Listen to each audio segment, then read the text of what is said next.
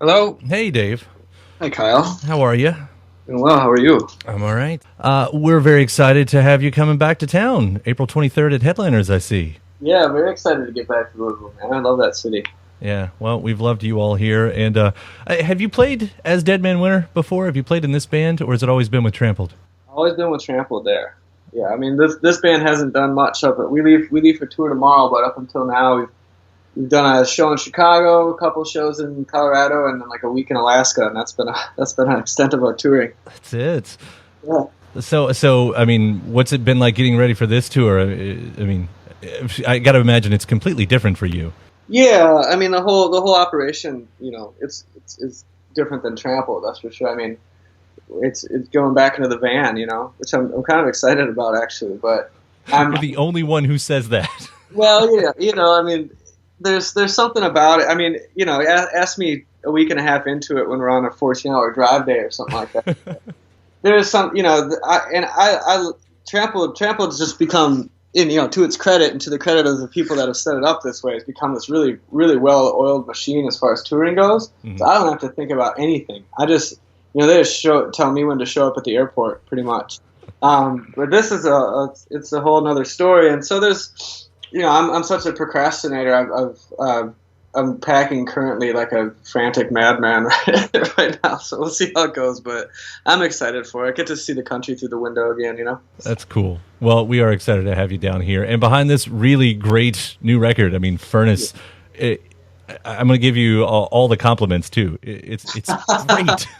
And it is different. It's obviously different than Trampled, although I found like little similarities when I look back. Like now that I listen to a song like Alone, it sort of seems like that was almost a direction shift for you that, eventually down the line leads to this record or something like that. But it's pretty linear, Yeah, I mean, is it a conscious thing that you have to sound different from that? I mean, obviously there are no banjos at stake here, but did you make a point of doing that?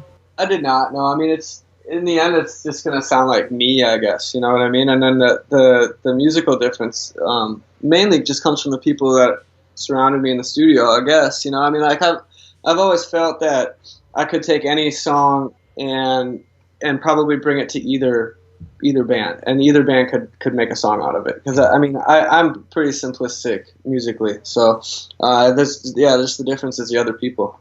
Well, one thing I heard that you pulled off quite nicely, much in the way of like a great record from the Smiths, you found out how to sing about despair and masking it with really bright riffs.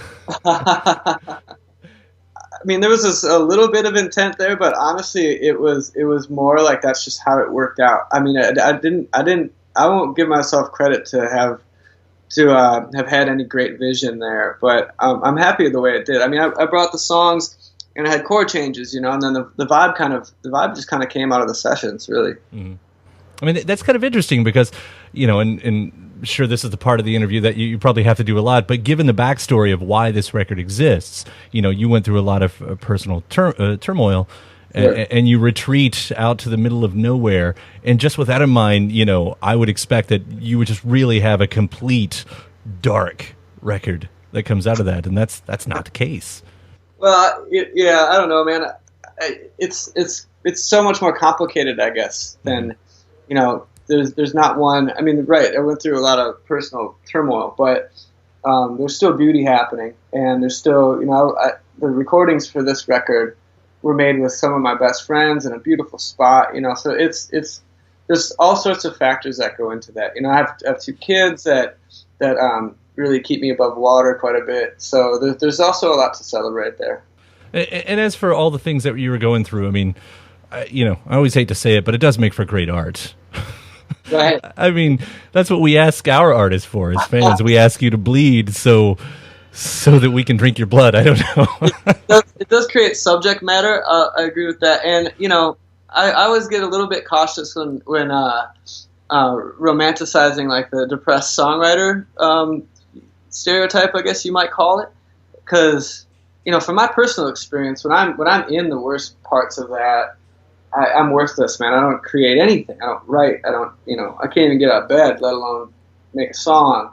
So for me, depression and even just hard times, I guess, can be really creatively detrimental. But you know, in the big picture, I guess that's where a lot of material ends up coming from as well. So it's kind of a trade-off there.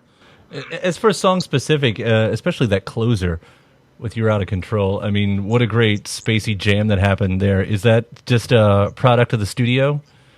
Yeah, that was, you know, the first song, "This House Is on Fire," and the last song, "You're Out of Control." Both of those were the first time we'd ever played those songs together, which I don't know if that had something to do with them ended up bookending the record, but I just had this little part of a song, and then all I knew was that I wanted it to go on for a while and get kind of chaotic, and that was all the direction I gave, and that was it. And then we did that, and we were done. I mean, it's all live, and we were done, and kind of didn't feel the need to do it again. But that's the same thing that happened with "This House on Fire" too. I showed them the song, you know, I kind of played through it in the control room, went out and tracked it, and they're like, oh, cool. And I love to be able to work in that way where I think a lot of times in the studio people don't allow themselves to keep a first take. You know what I mean? It seems like it shouldn't be the one to keep, but I love that spontaneity and just kind of rawness that can come from that like the first times, you know, these guys are all really good musicians, so as long as nobody really screws it up, there can be some magic stuff that might not ever happen again. I mean, I hear a lot of artists talk about how they wish they could, you know, adapt their live show into the record once they're in the studio, and it seems like what you've done there is about as close as you can get without having the audience in front of you. Yeah, right. Yeah, that's a constant search for a lot of people. I mean, there's almost two different occupations, I guess, playing live and recording. You know, the atmosphere is so different, and that plays such a huge part in how you play. Well, all the results are great, man. Congratulations on Furnace. And again, we're excited to see you April 23rd at Headliners for what's become a very warm winter for Dead Man Winter. Yes, yeah. Weird up there right now. It's 50 degrees in Minneapolis today. So, all right, Dave. Well, thanks so much. It was great talking to you. Yeah, take care. Yeah, you too. Bye.